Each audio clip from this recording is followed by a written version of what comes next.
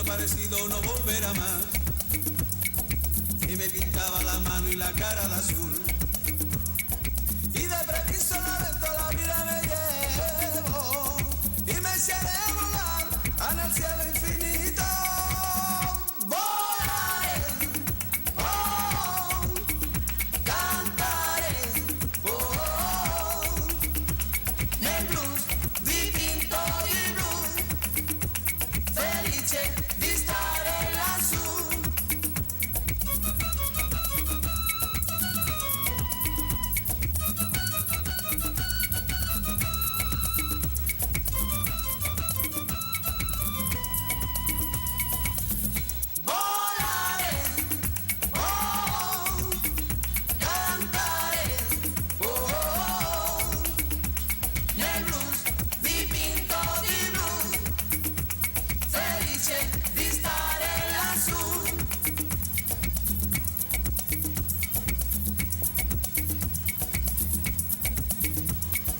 Pienso que un sueño parecido no volverá más, que me pintaba la mano y la cara de azul. Y de improviso lento la vida me llevo y me echaré a volar en el cielo infinito. Volaré, oh, cantaré, oh, nel blues dipinto di blu, felice di stare lassù, nel blues dipinto di blu, felice di stare lassù, nel blues dipinto di blu, felice di stare lassù, nel blues dipinto di blu, felice di stare lassù, nel blu dipinto di blu.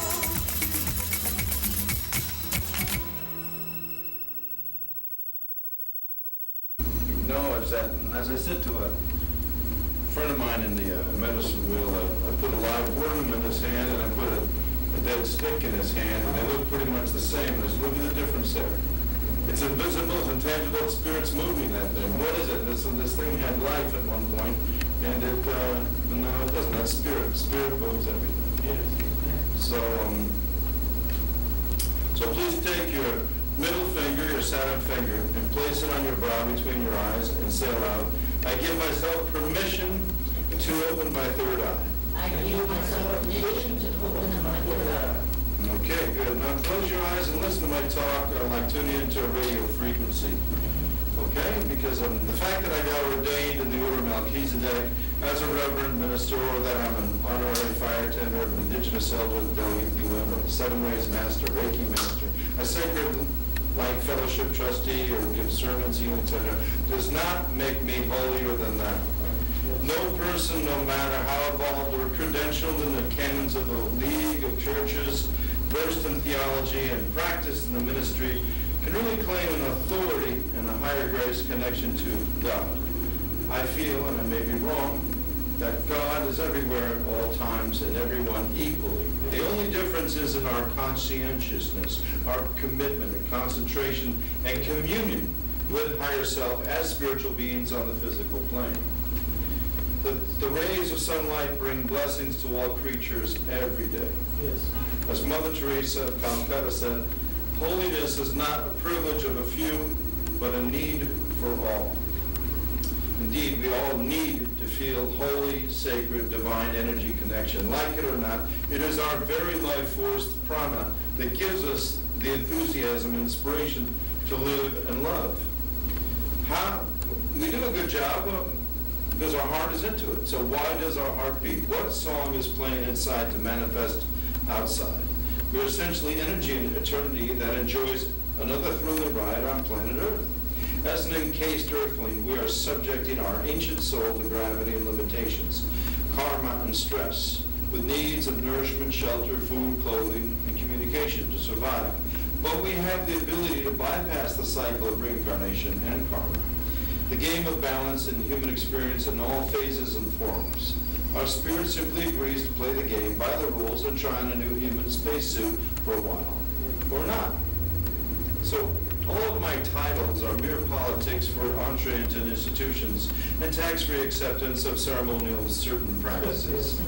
I believe all people are ministers of the Lord, even Anunnaki, reptilian, shape-shifting monsters like Clinton, Bush, Cheney, Rumsfeld, Rice, Wolfowitz, neocon politicos who are global fascist, New World Order monsters devoted to they are obviously sadistic sociopaths who derive pleasure from violence. The pseudo-power of money and prestige makes them ruthless and greedy egomaniacs that kill and bomb and marginalize homeless and poor people as waste versus sacred humane beings that should sit down at their table in the fancy-dancy fundraising parties that they constantly have. These pseudo-representatives of us are old-hat politicians, carpetbagging and free ride, and immensely proud of their own ego trip. Strange creatures like Senator Hillary Clinton, originally from Chicago, raised in Arkansas, now representing New York, but not the Seneca Nation, not the Iroquois or Wappingers, the indigenous people and culture of New York, not the Amish without electricity, not the 39,000 homeless people in New York sleeping on the streets. No, she, Bloomberg, and Giuliani are applauding rip-off deals that build new stadiums using public funds to tear down favorite old functional baseball stadiums. They'll bomb World Heritage sites and innocent people to enforce a policy of dominion to steal oil and minerals from foreign lands. And this bad karma policy is backfiring in our citizens' face while corporate oligarchs are reaping multi-billion-dollar profits. They'll authorize repressive laws such as, quote, the Patriot Act that shred our Bill of Rights, or the Preservation Act that sells off national and city parks to private owners, or the HAVA, Help America Vote Act, that computerizes the consensus of the real majority will. No Child Left Behind simply tests the kids and teaches them instead of teaches them, and it dummies down our people. And most folks are polylingual, but in this country, elementary school kids are prohibited from speaking Spanish or Russian, except when they get to high school, and then they're supposed to learn a foreign language, which they don't want to. And stuff like health care, foster care, mass transit, and FEMA is all a big scam. 80% of corporate America is liberated from paying taxes. Yet working folks like us, half our paycheck goes to, is missing. Yeah. So these strange, power-hungry traitors of our Constitution are connected to a mind-controlling exterior force of extraterrestrial design to radioactivate the planet, and they may even lack the Christo gene in their makeup by bankrupting and chemtrailing the populace. We pray for them. We give them light and love and forgiveness as the Lord who was tortured, who continued as Prince of Peace. Forgive them. They know not what they do. It is obvious we too should turn inward, into love, into goodness, into God, and grace, and set them and ourselves free of judgment. For this earth is an age-old playground, an experimental laboratory of freedom. Many civilizations have come and gone, and hundreds of billions of life forms have taken shape, adapting to the evolving conditions. We're only one of many mutating species that is in constant evolution, change, and growth. And our age-old fight of quote-unquote good versus evil is mythologically portrayed as angel versus devil. So what if we acknowledge logic? And I preach that the devil is all around us, especially in Congress and the White House. It can be called selfless versus selfish. But we must admit, if you want to play the game, you've got to know the rules. And this earth-like experience requires day and night, yang and yin. The positive, negative charges of electricity are required to illuminate a light bulb, be it a brothel or a church. And it's all the same energy that generates it everywhere equally. As co-creators of the universe, when we do needlework, knitting, or painting, we use high contrast to weave patterns of beauty. So we must embrace our own darkness for proper therapy. We are a package deal, a total godlike package of the universe, walking around Earth in the third dimension, borrowing a bodysuit for eternal spirit's joyride. 1 trillion cells, each with a nucleus, working in harmony together. We are fingers in the hands of God, doing the work daily. We are complete, perfectly designed creatures of miraculous power, but limit ourselves to our thinking. Our beliefs systems are subject to an authority's bylaws Thus, limitation, doubt, fear, anger, hatred prevail as a pervasive reality, especially when promulgated by violent video games and violent TV shows that focus on crime and dysfunctional families. Well, throughout history, the kings mandate the peasant to go to war, enrich the kingdom. And so we change the world by changing ourselves. For myself, I've enjoyed vegetarianism and avoid the fast food joints and try to steer clear of engineered crops. I plant and harvest a garden, talk and help farmers, and stay away from mainstream commercial television. I produce my own public access show that documents street rallies and interesting stories regarding alternate healing techniques. It's called Waha, like a baby crying. The universal primordial sound of wailing. Wah! I suggest we all try it out. Wah! Wah! Wah! Wah! Yes. Wah! Try it on. That's it. It's okay. It's toning. It's singing. It's crying. It's the harmonizing our vibrations. Yes. You know, WA stands for What's Ailing, Healing America. To every poisonous plant, there's an antidote nearby. There's always balance. There's always a solution to every problem. So a synchronized wail, a cry, or music, the native people gather around the fire and try to drumbeat and whooping and wailing as savage beasts in pain. Or enjoy. This is a great catharsis. It's a therapy. It's a very healing practice. A white man should embrace. Indeed, a Lakota prophecy has said that when the son of white man grows his hair long and wears beads, the traditional ways will return. And traditional ways of our people are of the land and is coming back. The way of the so-called Indians, we've inhabited North America, forever. There's hundreds of thousands of years, not hundreds of billions of centuries of our ancestors have been here in tribal community, in harmony with nature, respecting all of life and the great web of life as interconnected. We are all creatures of the Creator, and our teachers are the ant people, the spider people, the snake people, the eagle, the bear, the wolf, and mountain lion all teach us something different as we adopt totems of animal medicine to make our earth walk safe. And sometimes we need eternal medicine, and sometimes we need the raven or crow to fly us into the night and find out our path. We salute Wanatanka, or the great mystery, and recognize our humble part of this great design we're all part of. And so it is. The native people were enlightened and peaceful until the invasion of the Europeans, who brought disease and alcoholic drinking and warfare. The white man came and took away our spirituality and gave us religion. Instead of tending sacred fire by the river and offering up our meal to our ancestors in the six directions, we must now pray to Jesus once a week inside a church closed off from the elements. So white man is a fool to ignore the counsel of the elders who knew how to place the community representatives in the medicine wheel and discuss their present dilemma and what's best for our children and great-grandchildren of generations into the future as a visionary yet normal paradigm of truth. We do not inherit the land from our forefathers. We borrow it from our grandchildren. Yes. I would like to return to my power as a video TV producer on public access TV, which allows me to show the public acts of police brutality and injustice, documenting a real record of the massive peace rallies, a tremendous, if not truly historic first, these protest marches that cover the streets in the Mall of Washington, D.C. with protesters who are only seen on C-SPAN or public access non-commercial TV. This is a democracy in action.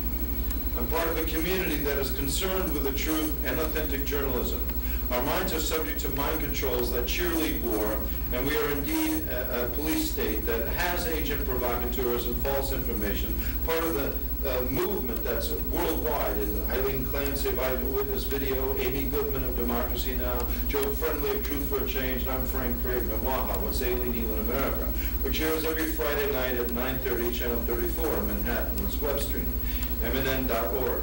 And I've been on for about 8 years now, doing this as a service for free to the public to disseminate real-deal street news information, eyewitness to the many explosions that happened at Oklahoma City, the Murrah FBI building on April 19th. And no FBI agent died, except one that day. They all showed up late to work, and of course, or the World Trade Center on September 11th. Eyewitness accounts of multiple explosions on the scene of that criminal tragedy. It's the valuable truth we need to document to unravel the misconduct and malfeasance of a criminal government that creates a fascist military state at home and promotes war versus diplomacy abroad. It wasn't Osama bin Laden or Saddam Hussein who shredded our Bill of Rights and Constitution, but the treasonable nightmare is stabbed a country back by Clinton and Bush crime syndicate, cohorts in a neocon New World Order agenda of corporate profit and free of taxes and global military domination. We have a democracy by active participation of the people involved in the government process. And to that end, I have available 2 legal petitions for voters, citizens to sign on to the New York ballot initiatives for reinvestigating into 9/11, September 11th, the tragedy, and the citizen-based panel with a subpoena power to get to the real answers the victims' families want to know and have answered. Namely, how can the Pentagon be attacked? Where are the video surveillance cameras? How can a building complex suddenly turn to dust within 10 seconds? I mean, come on now. Supremely hot fire eventually turns concrete into lava and iron smelts. And in fact, there's a whole worldwide movement of architects and engineers questioning the physics and science versus the top secret high-tech weaponry that the Department of Defense experiments with. So you can sign on and also have a petition you can sign on and put the Green Party on the ballot in November, because Congresswoman Cynthia McKinney and rap artist Rosa Clemente as Vice President. They advocate full transparency of government and cooperation with ecology, world body politics by closing down all military bases in all foreign countries. So I ask you, wouldn't those folks rather have eco-friendly fun ride theme parks and community healing centers to learn English and other languages instead of a military compound of gun-toting soldiers surrounded by barbed wire? We're evolving to that end, like it or not. Ready or not, here we come to 2012. It's the end of the Kali Yuga era. A lot of new light is hitting the planet as the galaxy is completing a 26,000-year cycle. And suddenly we will become enlightened and connecting all through our heart chakra. Despite the authorities' attempt to mind control us and instill fear and laws, chaos and war, the concept of enemy will dissolve as a primitive and barbaric mentality. And suddenly enlightenment will happen. We will see each other as brothers and sisters without fear and prejudice, because our reality is love. As the Course in Miracles says, everything is love, and anything else is a cry for love. As we vibrate in higher frequencies, there will be those folks who are glued to old thinking and commercial TV and will become hypochondriacs and suffer tremendous change. Hey, we must prepare for these global climate changes because indeed, the writing's on the wall. The tectonic plates are shifting, the magnetic poles are shifting. From ancient prophecy to modern science, never before have we experienced such tremendous tsunamis and hurricane swells or constant tornadoes. Greenland is soft snow and melting, which will saturate the jet stream as we speak. Glaciers the size of Manhattan are breaking off the coast of Canada and Alaska. And the earth is breaking water, rebirthing itself to a new age of awakened awareness. So we should begin to see ourselves as our higher self and our spirit guides see us. An amazing energy package, walking around in physical form. We only see about 1% of what we really are. We must nurture our bodies with pranayama, deep breath oxygen, and sunlight photons. Get used to fasting once a week to clear out our colon and give our organs a break. In nature, the animals heal their wounds by hibernating. Sleep and rest is our best medicine. Our body knows what it must do to fight toxins. We should eat fresh, raw food with enzymes and try bee pollen, sea kelp, hemp seed, and flaxseed as sprinkles on our food. These are the perfectly balanced alpha to omega vitamin pills for insects and birds and are totally nutritious to humans also. In macrobiotics, we become Zen masters and masticate each grain of rice 80 times. Thus extracting maximum nutrition and becoming conscientious beings of our biology. Conscientiousness and consciousness and conscientiousness is why we're here, to share and grow, learn, and teach. And we have a pranic tube of white light that keeps us in balance. And there are various different bodies, emotional and mental bodies,